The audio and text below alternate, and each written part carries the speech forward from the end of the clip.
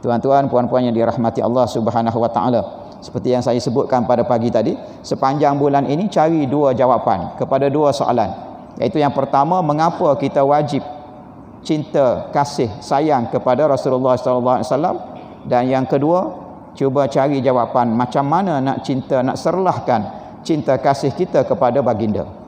Jadi tengok takwim tadi, ada 4 kali pertemuan kita pada hari Ahad malam Isnin sepanjang Rabiul Awal.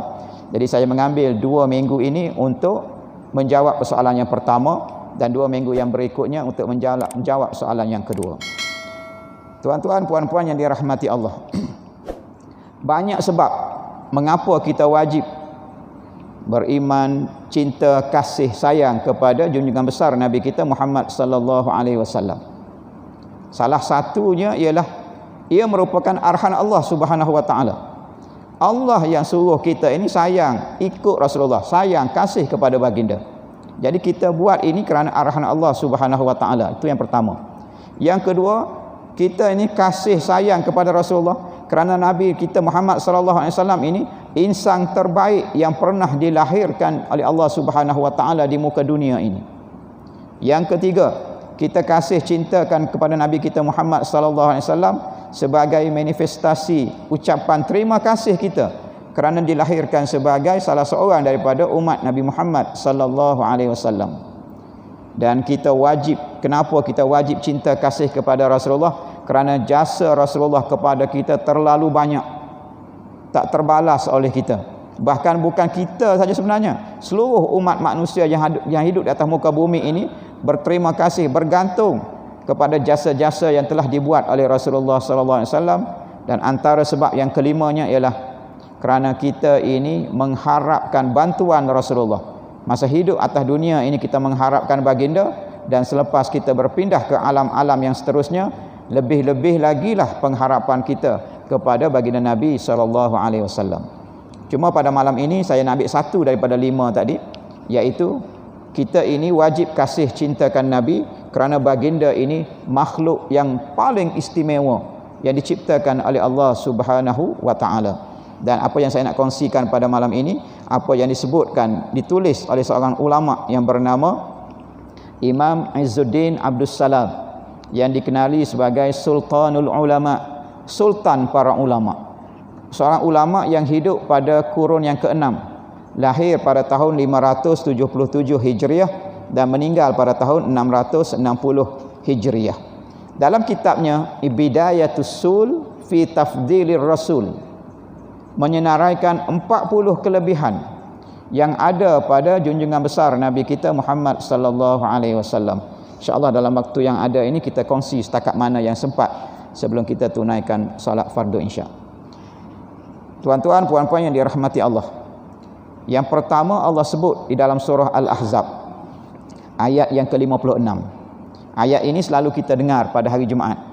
Kadang-kadang Bilal baca, kadang-kadang khatib sendiri yang baca. Innallaha wa malaikatahu yusalluna 'alan nabiy ya ayyuhalladzina amanu sallu 'alaihi wa sallimu taslima. Itu ayat Quran surah Al-Ahzab. Apa maksud ayat ini? Sesungguhnya Allah dan para malaikatnya berselawat kepada Rasulullah sallallahu alaihi wasallam. Ya ayyuhallazina amanu, wahai orang yang beriman, selawat dan ucapkanlah salam kamu kepada baginda. Antara yang hebat di dalam ayat ini, Allah sendiri yang mengucapkan selawat kepada Rasulullah, dan Allah minta kita juga buat melakukan amalan yang sama. Biasanya Allah Subhanahu wa taala ini perintahkan kita buat amalan, Allah tak buat. Allah suruh kita salat, aqimus salah, atuz zakah, dirikan salat, tunaikan zakat, wa atimul hajja wal umrah, sempurnakan haji dan umrah. Allah tak buat haji, Allah tak buat umrah, Allah tak keluarkan zakat, kita yang keluarkan zakat. Tetapi dalam amalan selawat kepada Rasulullah ini, Allah sebut, aku sendiri dan para malaikat aku berselawat kepada Rasulullah. Wahai orang yang beriman, selawat dan salamlah kamu kepada baginda.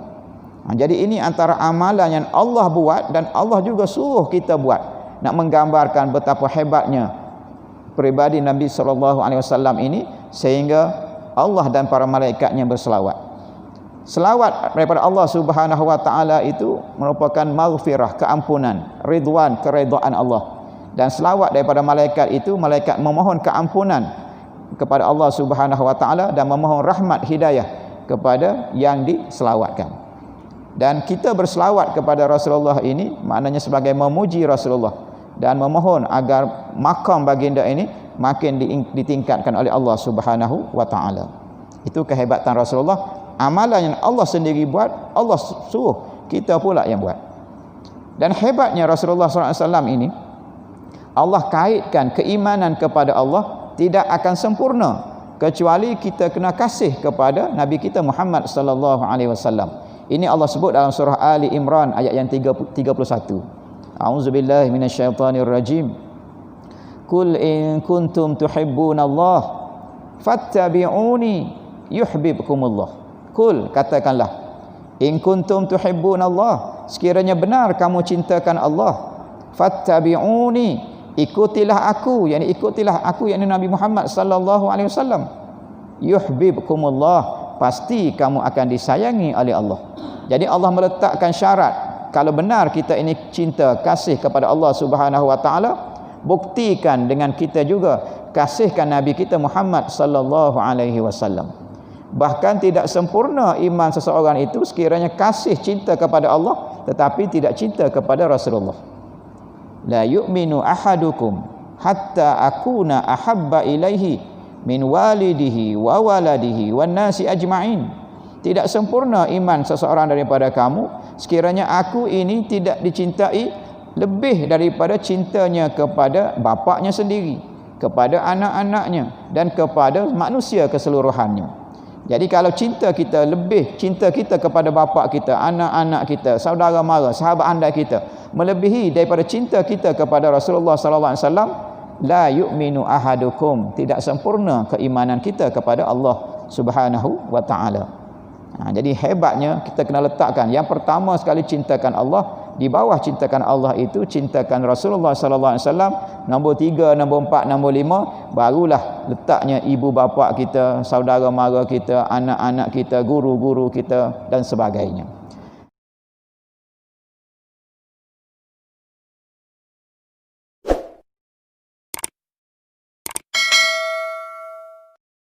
Bismillahirrahmanirrahim.